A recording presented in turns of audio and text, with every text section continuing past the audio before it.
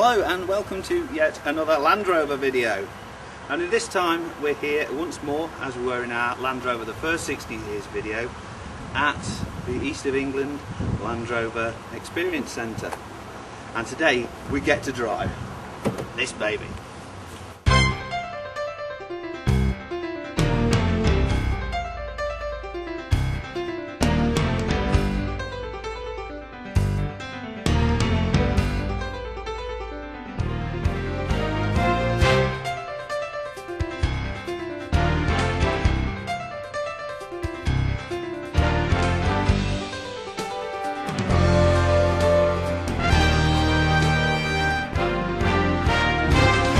The all-new Land Rover Freelander 2.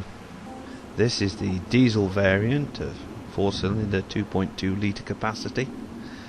A rather chunky vehicle, and chosen because we felt that we gave Freelander owners a bit of a raw deal when we did Land Rover the first 60 years.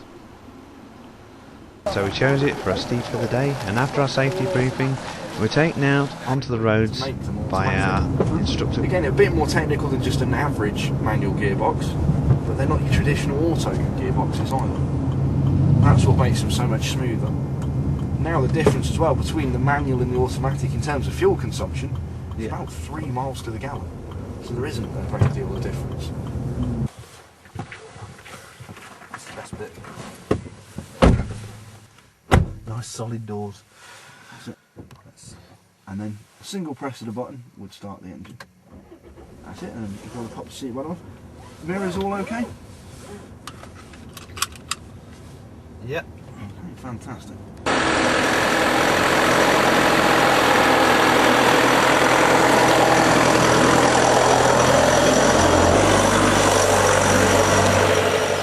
When taking a Land Rover experience, you're always given the on-road experience first.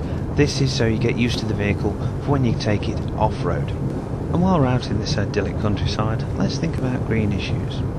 Land Rover actually offset the carbon emissions of all their vehicles for the first 45,000 miles. Now that is amazing. Suits your needs. If you want a big car with 7 seats, you go for the Discovery. If you want a little sportier car, you go for the Sport.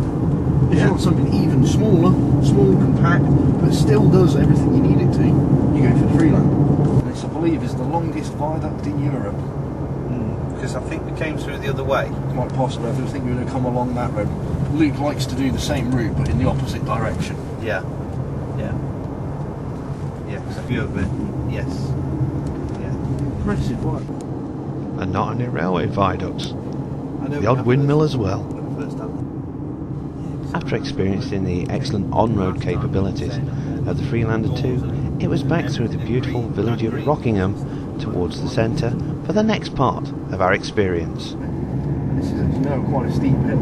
Yeah. A 3-mile oval with banked circuit. Brilliant. But the AS cars can't run if the track's even remotely damp. Can't they? No. They've got to have a low drive track to run. After a little light refreshment, we're back in the Land Rover and back out again. But not on the roads this time. No, Land Rover prides itself on all its vehicles being off-road capable. And this was the best part of the day for me. We're being taught how to drive a Freelander off-road. First, our instructor showed us how to do it properly, especially when tackling a side slope. Up as far as we can for today. And as you can see, it's quite an angle. So this is what it'd be like to be with Russ Swift. That's it. And we're stuck. Oh dear, we've got stuck. So what's happened at the moment? Well, at the moment our front right wheel actually lifted right off the ground there.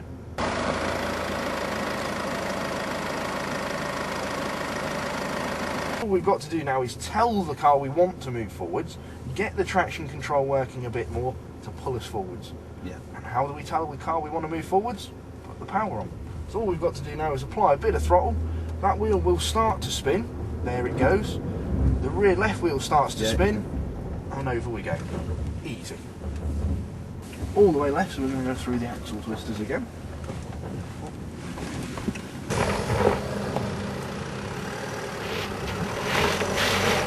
That's it. So again, we're going to need a bit of power. That's it.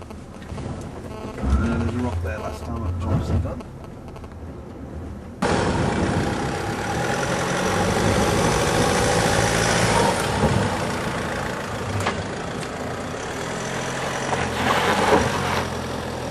Right line.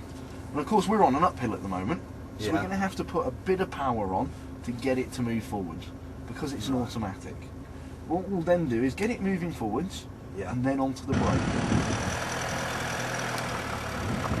To the brake, and now release the brake. Perfect. And as you can hear, as soon as you release the brake, then hill descent, right, slow you down. Right. Perfect. Round to the left. That's the hill we're going to go up. Right. We're in the correct gear, because as I say, it's the only gear we're going to use. And Yeah. then just start putting some power on. Build up your momentum. And then keep it going all the way to the nice and flat cap. Perfect. Off the power, round to the right. So steering straight. Again, release the brake, a bit of power if it needs it to get it moving forwards. That's it. And then back onto the brake, holding it back on the brake till your front starts dropping down. Then release the brake. Perfect. Nicely done. And as you can see there, it's control down the hills. That's the key word. We want control of the vehicle all the time. How I don't know, I think because I've got confidence from last time, and now that you get the confidence with these, yeah, definitely. I'd rather keep it a bit slower. Gives you more time to think. Absolutely. There's nothing wrong with speed at the right time in the right situation. Exactly. When you're about to drop down a 7 or 8 foot near vertical climb, that's probably not the right time to be going quick. No. I have to admit, these Land Rover Experience Days are excellent. First of all, you get to drive around in what can be best described as a very capable off-roader. No matter which Land Rover you actually choose, there's the Freelander 2, the Discovery 3, the Defender, and of course the Range Rover, and the smaller variant, the Sport HSE. As for the level of instruction you receive during these courses, well, it can be described as fantastic. The instructors are great guys, and they certainly know their stuff. There is, however, one major downside. You don't get to take the car home with you unless you went in your own Land Rover. Still, not to worry, time to save me pennies. So until next time, we'll see you then.